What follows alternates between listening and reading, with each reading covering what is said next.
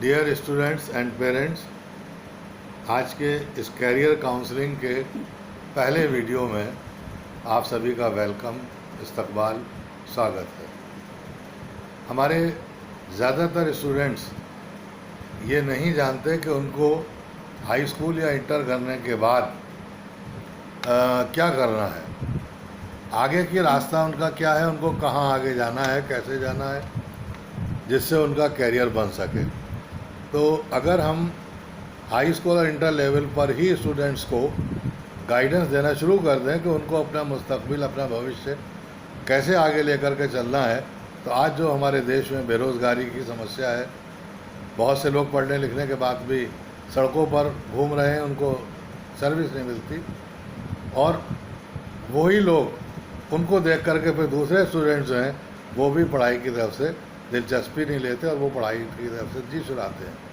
वो कहते हैं कि जब इनको इतना पढ़ने के बाद में सर्विस नहीं मिली, नौकरी नहीं मिली, तो फिर हम पढ़ करके क्या करेंगे। स्पेशली जिनके बड़े भाई बहन हैं, उनको जब सर्विस नहीं मिलती या उनको कोई रोज़गार नहीं मिलता, तो छोटे भाई बहन भी पढ़ाई में दिलचस्पी नहीं लेते हैं। वजह उसकी है कि हमें ये पता ही नहीं है कि हमें जाना कहाँ है, हमारी मंजिल क्या है, हमारा लक्ष्य क्या है, हमारा टारगेट क्या है। तो आइए, मैं आज यूँ तो बहुत सारे टारगेट हो सकते हैं, आज हम एक टारगेट की बात करेंगे और वो है इंजीनियरिंग। ज़्यादातर माँ बाप जब अपने बच्चों को एडमिशन दिलाते हैं कॉलेज में, तो यही सोचते हैं कि मेरा बेटा डॉक्टर बने, इंजीनियर बने, एक ब्यूरोक्रेट बने, एक अच्छा IAS PCS अधिकारी बने। बहुत सारे, कहीं भी कोई भी ये नहीं चाहता कि मेरा बच्चा कॉलेज में जाने के बाद कुछ ना बन पाए, लेकिन वो कैसे बने ये उनको नहीं पता। तो आइए हम बहुत छोटे से शुरुआत करते हैं।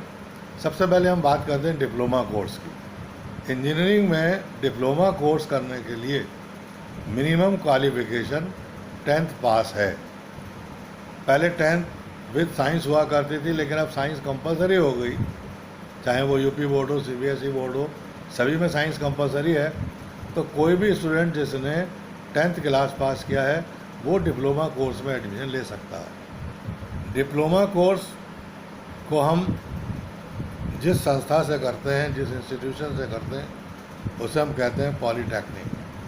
पॉलीटेक्निक इंस्टीट्यूट्स दो तरह के हैं, एक गवर्नमेंट ने बनाए हुए हैं, गवर्नमेंट के अपने इंस्टीट्यूट्स हैं, और एक प्राइवेट इंस्टीट्यूट्स हैं। गवर्नमेंट के इंस्टीट्यूट्स में लिमिटेड सीट्स हैं, एक बड़ा कंपटीशन होता है, और उस कंपटीशन में जो बहुत होशियार बच्चे होते हैं वो आ जाते हैं। लेकिन जो स्टूडेंट्स ज़्यादा होशियार नहीं हैं, मीडियम लेवल के हैं, वो गवर्नमेंट वाले इंस्टीट्यूशन में दाखिला नहीं पाते हैं।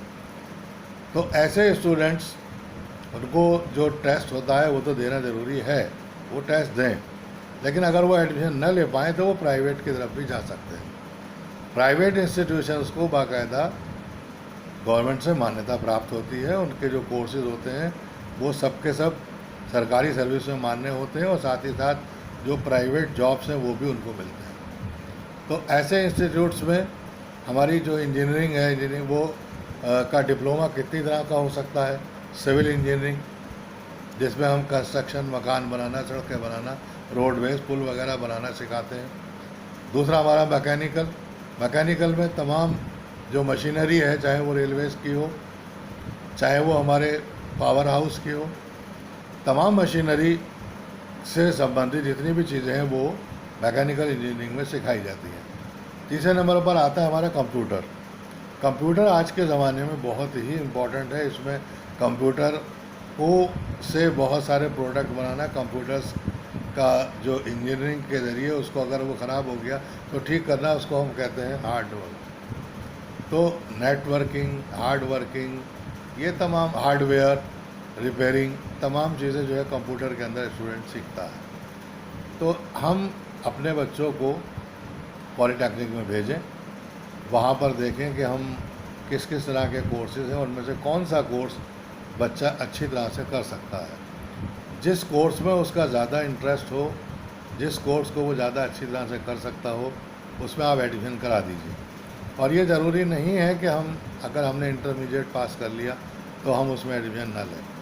इंटरमीडिएट अगर साइंस से उसने किया है तो पॉलीटेक्निक के सेकंड ईयर में एडमिशन मिलेगा उसको। याद रखिए, intermediate with physics, chemistry, mathematics. अगर कोई स्टूडेंट है तो उसको पॉलीटेक्निक का जो 3 वर्षीय कोर्स है, उस 3 वर्षीय कोर्स में सेकंड ईयर में एडमिशन मिलेगा और आगे के 2 साल उसको कोर्स करना पड़ेगा। इस पॉलीटेक्निक का कोर्स करने के बाद भी आप सर्विस में लग सकते हैं और बहुत सारे डिपार्टमेंट्स में जूनियर इंजीनियर्स की पोस्ट निकलती हैं। मैं खुद विकास विभाग से एक्स गवर्नमेंट ऑफिसर हूँ, शिक्षाविद हूँ, आपके सामने बोल रहा हूँ। मेरा लगभग 40 साल का एजुकेशन और गवर्नमेंट सर्विस का एक्सपीरियंस है। मेरे अंडर में भी जूनियर इंजीनियर्स रहे हैं, मैकेनिकल, सिविल। 2 इंजीनियर मेरे पास जब मैं ब्लॉक डेवलपमेंट ऑफिसर था तो ब्लॉक में रहा करते थे। ये लोग फील्ड में जाकर के मौके पर काम करवाते हैं, नाप करते हैं, टेक्निकल असिस्टेंट होते हैं। वो टेक्निकल असिस्टेंट जो भी काम हुआ है उस काम का सर्वे करते हैं। नहर विभाग है, विकास विभाग है, विद्युत विभाग है, सरकार के बहुत सारे विभाग हैं जहाँ पर कदम कदम पर इन जूनियर इंजीनियर्स की ज़रूरत पड़ती है, जो कि डिप्लोमा होल्डर्स होते हैं।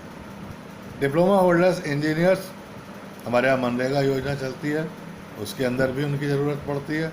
मज़दूरों ने कितना काम किया, कितना उनको पेमेंट होना चाहिए, उनके मस्टॉल की जांच करना, तमाम काम इन लोगों को करना पड़ता है। तो इस तरह से इसमें बड़ा स्कोप है। सिविल, मैकेनिकल, कंप्यूटर इंजीनियर और भी कई तरह के इंजीनियर्स हमारे डिप्लोमा कोर्सेज से तैयार होते हैं। मुझे उम्मीद है कि आपने इतनी बात सुनने के बाद ये तय कर लिया होगा कि हमें कौन से कोर्स में एडमिशन लेना है। इस कोर्स को करने के बाद आप अगर चाहें तो बीटेक में एडमिशन ले सकते हैं। जिसने पॉलीटेक्निक का अगर डिप्लोमा कर लिया 3 इयर्स का, तो वो आगे फिर जब बीटेक में जाएगा तो वहाँ भी सेकंड ईयर में उसको एडमिशन मिलेगा। 1 साल की बचत होगी, इसको हम कहते हैं लैटरल एंट्री। तो लैटरल एंट्री से भी वो आगे बढ़ सकता है और बीटेक करने के बाद एमटेक कर सकता है, एमटेक करने के बाद पीएचडी कर सकता है। तो ये स्कोप उसके पास इस लाइन से खुला हुआ है। लेकिन हम करते क्या हैं, इंटर के बाद बीए, बीए के बाद एमए, एमए के बाद पीएचडी, और उसके बाद खाली घूम रहे हैं, क्योंकि इतने पीएचडी होल्डर्स की ज़रूरत ही नहीं है। या हम खाली घूम रहे हैं इसलिए कि हमने बीएड कर लिया लेकिन परसेंटेज नहीं है। शिक्षा विभाग में अब 2-2 टेस्ट होने लगे, तो हम टेट नहीं पास कर पाते, सुपर टेट पास नहीं कर पाते। तो मेरी आपसे रिक्वेस्ट है कि आप बजाय बीए, एमए, बीएससी, बीकॉम वगैरह में अपने बच्चों को भेजें, एमए में भेजें, उसमें टाइम बर्बाद करें। आप सीधे सीधे टेक्निकल कोर्सेज में जाइए। ये टेक्निकल कोर्सेज बीटेक करने के बाद भी तो ग्रेजुएट आप हो जाएंगे, और ग्रेजुएशन के बाद बीटेक करने के बाद आप आईएएस, आईपीएस, पीसीएस या जहाँ भी ग्रेजुएशन की ज़रूरत निकलती है, कोई भी वैकेंसी निकलती है, कोई भी कंपटीशन है, वो कंपटीशन आप दे सकते हैं। ज़रूरी नहीं है कि आप बीए करने के बाद ही या एमए करने के बाद ही या एलएलबी करने के बाद ही आप जो है वो आईएएस, पीसीएस बनेंगे। इन कोर्सेज़ के ज़रिए भी आप बन सकते हैं। मुरादाबाद शहर एक बड़ा शहर है। मुरादाबाद के आसपास के तमाम स्टूडेंट यहाँ पर आते हैं, घूमते हैं, देखते हैं कौन सा इंस्टीट्यूशन ज़्यादा अच्छा है, कौन ज़्यादा हमारे लिए सूटेबल रहेगा। तो मैं आपको बता दूं कि मुरादाबाद में माइनॉरिटीज़ की तरफ से पहला इंस्टीट्यूशन जो बनाया गया है पॉलीटेक्निक का, वो है मुरादाबाद पॉलीटेक्निक इंस्टीट्यूट। ये संभल रोड पर है मुरादाबाद पॉलीटेक्निक इंस्टीट्यूट। ये देखिए, आप पिक्चर देख रहे हैं इसकी, ये है मुरादाबाद पॉलीटेक्निक इंस्टीट्यूट। तो इस इंस्टीट्यूट में ज़रूरी नहीं कि माइनॉरिटी के ही स्टूडेंट्स आएँ। इसके अंदर जो भी स्टूडेंट्स हैं वो शेड्यूल कास्ट के हैं या बैकवर्ड क्लास के हैं या माइनॉरिटी के हैं, उनके लिए जो भी सरकार से उनकी छात्रवृत्ति या स्कॉलरशिप है, वो स्कॉलरशिप दिलाने का भी इंतज़ाम इसमें किया गया है। इसके अलावा कई तरह की सहूलियतें, जब आप इंस्टीट्यूट में जाएंगे तो दूसरे इंस्टीट्यूट से ज़्यादा अच्छी फैसिलिटीज़ आपको यहाँ पर मिलेंगी। फ़ीस में भी रियायत मिलेगी, आपको काम सीखने में भी मिलेगी। और हम बहुत जल्द इस यहाँ के जो डायरेक्टर हैं उनसे बात हमारी चल रही है कि यहाँ पर एक प्रोग्राम शुरू किया जाए, अर्न व्हाइल यू लर्न। इसका मतलब है कि आप जब यहाँ पढ़ रहे हैं और पढ़ते पढ़ते कुछ कमाना सीखें। यानी जब आप सीख रहे हैं, मिसाल के तौर पर किसी स्टूडेंट्स ने मैकेनिकल में एडमिशन लिया और उसने एक इंजन ठीक करना सीख लिया, तो वो स्कूटी या मोटरसाइकिल की सर्विसिंग रिपेयरिंग इस इंस्टीट्यूट में कर सकता है। इंस्टीट्यूट बहुत बड़ा है, इनके पास काफ़ी जगह है, बड़ी बड़ी वर्कशॉप्स है। जिस तरह से किसी ने अगर सिलाई सीखा, किसी लड़की ने, तो वो मास्क सी रही हैं आजकल।